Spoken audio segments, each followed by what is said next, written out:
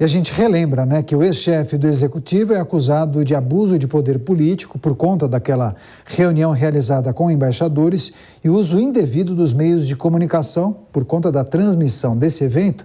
E tudo isso foi protocolado em uma ação feita pelo PDT em agosto do ano passado. Então, para a gente entender melhor o passo a passo desse processo, nós vamos conversar agora com o advogado especialista em direito eleitoral, Daniel Calife, a quem eu agradeço demais pela participação. Doutor, seja muito bem-vindo aqui à Jovem Pan News. Boa noite, Daniel. Muito obrigado pelo convite. Perfeito. Para começar, doutor, queria naturalmente pedir a avaliação do senhor desse segundo dia de julgamento. O ministro relator Benedito Gonçalves, então, apresentou o voto, um resumo, mas foi bem demorado, algumas horas. Então, ele decidiu, segundo a avaliação dele, tornar Jair Bolsonaro inelegível por 8 anos, mas ele votou para absolver o candidato a vice-presidente na chapa, Walter Braga Neto. Em linhas gerais, para abril, o que o senhor achou dos argumentos da defesa do ministro relator? Olha, eu achei que o voto do ministro relator foi bastante aprofundado. Na verdade, como você já adiantou, foi um resumo do voto que ele leu, porque o voto inteiro tem quase 400 páginas. Mas foi feito um estudo bastante aprofundado para se chegar à conclusão de que, em relação ao ex-presidente Jair Bolsonaro, houve, de fato, um abuso das prerrogativas de chefe de Estado e de chefe de governo com uma finalidade eleitoral. Ou seja, ele, em termos mais leigos, ele usou a cadeira de presidente para poder receber benefícios eleitorais, o que é justamente o objeto dessa ação de investigação judicial eleitoral. Também me pareceu esperada a improcedência da ação em relação ao candidato a vice Braga Neto, porque ele não tinha, em relação a ele, nenhuma conduta imputada na ação, né? Não tinha nada que ele teria praticado em relação à reunião dos embaixadores. Portanto, no momento, era o resultado esperado.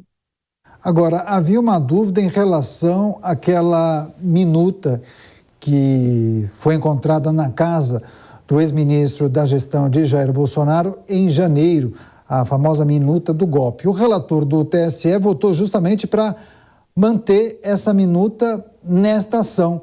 Que avaliação o senhor fez dessa decisão, essa manifestação dele? E o senhor concorda, mesmo a minuta ou o documento, o rascunho, tendo sido encontrado meses depois? Uma coisa que é importante em relação à inclusão dessa minuta no processo e a avaliação dela para a tomada de decisão é que na petição inicial, ou seja, logo no início do processo, a acusação que se tinha contra Jair Bolsonaro não era exclusivamente da reunião com os embaixadores. O que se tinha ali era uma acusação que imputava ao presidente uma série de condutas, um ataque sistemático à credibilidade da justiça eleitoral, à credibilidade das urnas eletrônicas e ao nosso processo democrático. Então, o que o ministro relator considerou e foi referendado em plenário, ou seja, a partir do momento em que o relator aceitou a inclusão dessas provas, a defesa do ex-presidente entrou com recurso, isso foi avaliado em plenário e, por unanimidade, todo o TSE entendeu pela possibilidade da inclusão, considerando que essa minuta do golpe, os atos do 8 de janeiro, são uma prova da gravidade da conduta cometida pelo então presidente. Então, são consequência de uma mesma sequência de fatos, que é a sequência de ataques à credibilidade da justiça eleitoral.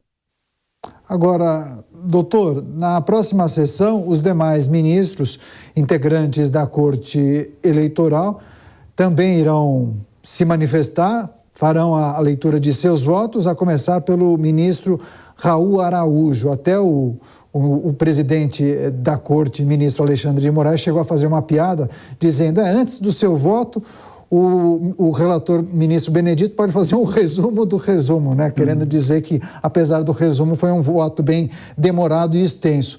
Mas que projeções nós podemos fazer para os próximos votos, sobretudo de Raul Araújo Filho?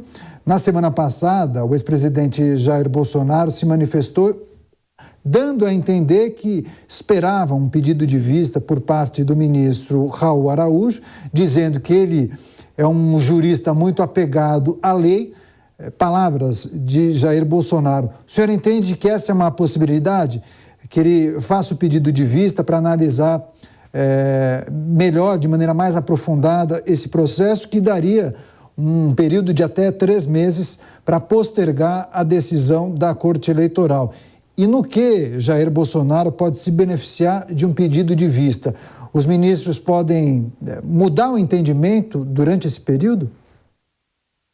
Olha, é sempre possível que haja um pedido de vista. Eu, pessoalmente, confesso que não tenho nenhuma informação sobre a possibilidade específica do ministro Raul Araújo fazer esse pedido ou não. Acho que vocês, jornalistas, são muito mais competentes em relação a isso. Mas o que importa é que o pedido de vista, ano passado, se não me engano, foi o começo desse ano, foi aprovada uma nova resolução do TSE, limitando o período desse pedido de vista em 30 dias, prorrogáveis por mais 30. Então, diferentemente do que a gente já observou em julgamentos importantes do STF, em que por vezes o processo ficava parado por anos, existe uma limitação temporal aí de no máximo 60 dias. Então, ainda que eventualmente isso possa vir a postergar uma decisão, isso não seria realizado por tempo ilimitado. Então, claro, um pedido de vista e a apresentação de um voto divergente, é possível que outros ministros se convençam a votar com a divergência, né? Portanto, contra o relator e contra a aplicação da sanção de inelegibilidade. Mas o pedido de vista em si, em tese, não deve levar a consequências mais importantes no julgamento. Pois é, então, fazendo o uso da condição de jornalista e levando em consideração aquelas informações que nós recebemos dos produtores e repórteres da Jovem Pan News de Brasília, há sinalizações de que pode sim haver esse pedido de vista. Mas também alguns projetam até um placar, que poderia ser um placar de 5-2 ou 6-1 a favor da condenação e da inelegibilidade do ex-presidente Jair Bolsonaro. Mas, obviamente, são conjecturas. Caso essa informação se confirme, o que a defesa de Jair Bolsonaro poderia fazer? Iria recorrer? É possível uma reversão? Essa é a corte má? São os embargos de declaração? Do ponto de vista jurídico, quais são os caminhos possíveis? Caso o voto do relator seja acompanhado pela maioria do TSE e, portanto, seja aplicada a sanção de inelegibilidade ao ex-presidente, a defesa pode primeiro apresentar embargo de declaração. Isso seria um recurso endereçado ao próprio TSE, mas é um recurso com o escopo, né, com um objeto bastante definido. Os embargos de declaração servem basicamente para você clarear alguma omissão, alguma contradição, algum erro material, algo que no voto não está claro, quando existe algum erro específico sobre algum dado, ou, por exemplo, quando a fundamentação de um voto vai num sentido e no dispositivo ele se contradiz.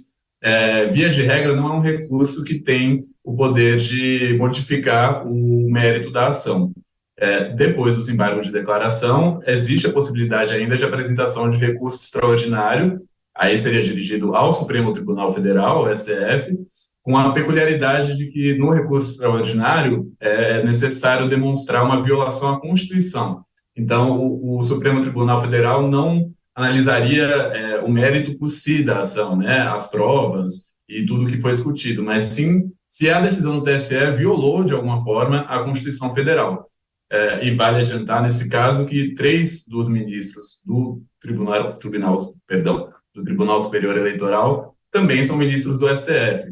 Então, já seria possível ter aí uma sinalização de como eles poderiam votar no eventual recurso destinado ao Supremo. Estamos conversando com o advogado especialista em direito eleitoral, Daniel Calife, justamente sobre esse segundo dia de julgamento que pode tornar o ex-presidente Jair Bolsonaro inelegível. Agora, doutor Daniel, é importante lembrar que há outras 15 ações contra o ex-presidente Jair Bolsonaro que também podem levá-lo à inelegibilidade. Caso ele venha a ser condenado em uma ou mais ações, as penas se acumulam? Como funciona? Como é feito esse cálculo? Esse é um ponto importante que eu já vi algumas pessoas se confundindo. A pena de inelegibilidade relativa a uma eleição é aplicada, são 8 anos, contados a partir das eleições em que foi praticada a conduta. Então, ainda que ele venha a ser condenado nas 16 ações, não existe soma, não existe multiplicação da sanção, ele ficaria inelegível pelos mesmos 8 anos, ainda que em razão de eventuais 16 condenações. Perfeito. E agora, para a gente fechar, a partir da próxima quinta-feira teremos o voto dos demais integrantes da Corte Eleitoral. Trata-se de um processo demorado, são defesas muito bem embasadas pelos ministros, pelos integrantes da Corte. Sempre há muitas referências e são votos que perduram por horas. É normal esse tipo de procedimento? É um rito demorado mesmo? São mais 6 votos a serem expostos ali na Corte Eleitoral. Caso os ministros não consigam concluir na sessão de quinta-feira, isso deve ser estendido até sexta, é isso? Por se tratar especificamente de uma ação que envolve um ex-presidente, acaba sendo comum que os votos sejam mais aprofundados, sejam mais extensos, o que levou, nesse caso, já, né, a uma prolongação do julgamento. Agora, a expectativa que se tem é que os outros votos, pelo menos a leitura dos outros votos, não demorem tanto quanto a leitura do voto do relator. O ministro relator, né, por ser o relator do processo, é comum que o voto dele seja mais extenso e que ele ocupe um tempo maior da sessão para explicar seus motivos. Então, eu diria, e claro, um palpite, mas eu diria que há uma expectativa razoável de que o julgamento se encerre na própria quinta-feira. Certo, vamos aguardar. Se o senhor puder, por gentileza, volte mais vezes para a gente conversar sobre os desdobramentos dessa decisão da Corte Eleitoral. Advogado especialista em direito eleitoral, Daniel Calife, a quem eu agradeço demais pela participação. Doutor, boa noite e até a próxima. Muito obrigado, boa noite.